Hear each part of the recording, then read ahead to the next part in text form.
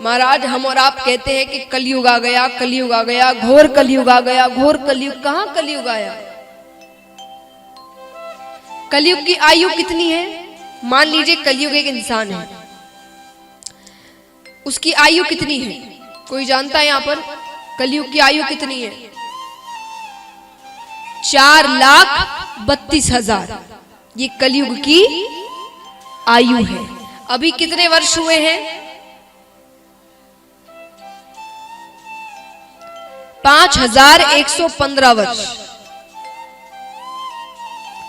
अब चलिए ये भी मत मानिए कि 5,115 वर्ष हो गए कलयुग के, नहीं, क्योंकि राजा परीक्षित ने कितने वर्ष मांग लिए थे कि तुम उतने वर्षों तक अपना असर मत दिखाना, 5,000 वर्ष। तो 5,000 वर्षों में तो कलयुग ने अपना असर बिल्कुल नहीं दिखाया था। तो कितनी आयु हुई अभी तक उसकी? 115 वर्ष। तो जिसकी आयु 4,32,000 है वो अभी 115 वर्ष का छोटा सा बच्चा है। बच्चा भी नहीं कहूंगी मैं, एक बिंदु मात्र है, अभी गर्भ में आया ही है। तो ये हाल है। सोचिए जब वो यौवन अवस्था को प्राप्त होगा तब क्या होगा। तो अभी तो कलयुग नहीं आया, अभी तो धर्म के कार्य हो रहे हैं, कथा हो रही है, सत्संग हो रहे हैं, सबके मन में भक्ति है, भगवान का थोड़ा सा भी अंश है। जब ये पूरी तरीके से खत्म हो जाएगा ना तब कलयुग आएगा। तो महाराज अब यहां पर ये सब कहकर राजा चले जाते हैं, लेकिन ये राजा भूल गए कि उन्होंने जो स्वर्ण में स्थान दिया है उसे राजा ने खुद ने सोने का मुकुट पहन कर रखा था। कलयुग उसमें प्रवेश कर गया। प्रवेश करते ही अब यहां पर वो शिकार खेल रहे हैं, हत्याएं हो रही है पशुओं की। खेलते खेलते खेलते वे भटक जाते हैं, सैनिक कहीं चले जाते हैं, राजा अकेले कहीं पड़ जाते हैं। रास्ते में घूम रहे हैं, दूर से एक कुटिया दिखती है, शाम हो गई है उन्हें। कुटिया के अंदर जाते हैं, कुटिया के अंदर एक ऋषि बैठे तपस्या कर रहे हैं, समीक ऋषि तपस्या में लीन है। तपस्या में महाराज अगर कोई ऋषि तपस्या कर रहे हैं, आप उनसे जाकर कुछ बात कहोगे तो वो थोड़ी सुनते हैं, वो ध्यान में नहीं रहते, उन्हें आसपास क्या हो रहा है कुछ नहीं पता, वो पूरी तरीके से भक्ति में लीन रहते हैं। तो राजा ने आकर 2-3 बार कहा कि मुझे प्यास लगी है, मुझे जल दीजिए। उन्होंने नजरअंदाज कर दिया कि वो तपस्या कर रहे हैं, वो कैसे सुनेंगे। 2-3 बार कहा, जब जल नहीं मिला, ऋषि ने कोई जवाब नहीं दिया, तो नीचे कुटिया में एक मरा हुआ सर्प पड़ा हुआ था। राजा ने उस सर्प उठाया और ऋषि के गले में डाल दिया, वहां से चले गए। वो दृश्य दूर से ऋषि के एक शिष्य ने देख लिया।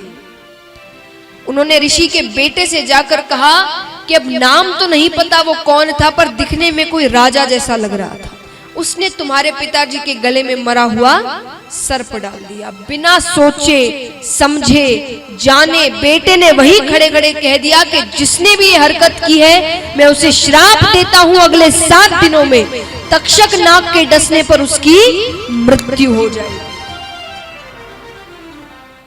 महाराज यहां पर इतने भक्त बैठे हैं, हम सब जानते हैं आज पढ़ाई का क्या महत्व है, विद्या का सब चाहते हैं हमारे बच्चे बड़े बड़े डिग्रियां लें, अच्छा काम करें, पढ़े लिखे हो।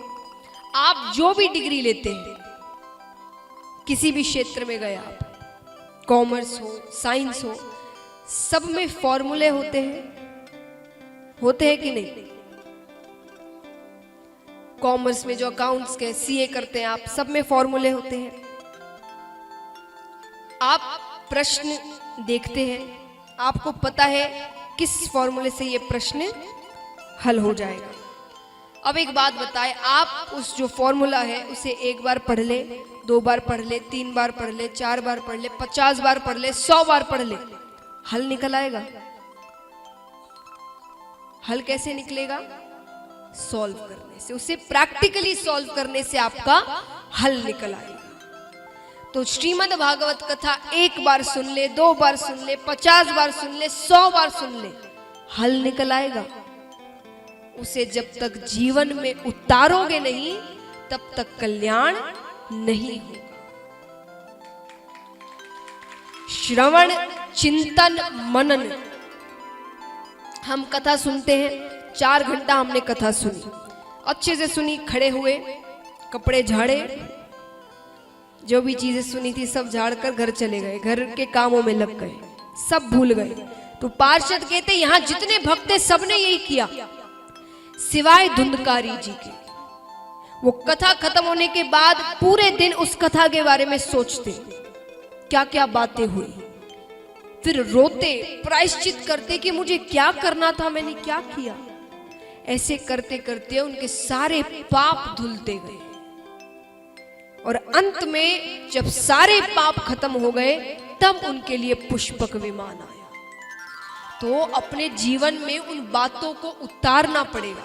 और चलिए, मैं आपसे नहीं कहती कि सारी बातें उतारिए, संभव नहीं है, वो समय अलग था, अब समय अलग है, हमें भी काफी समय लगेगा उन बातों को जीवन में उतारने में।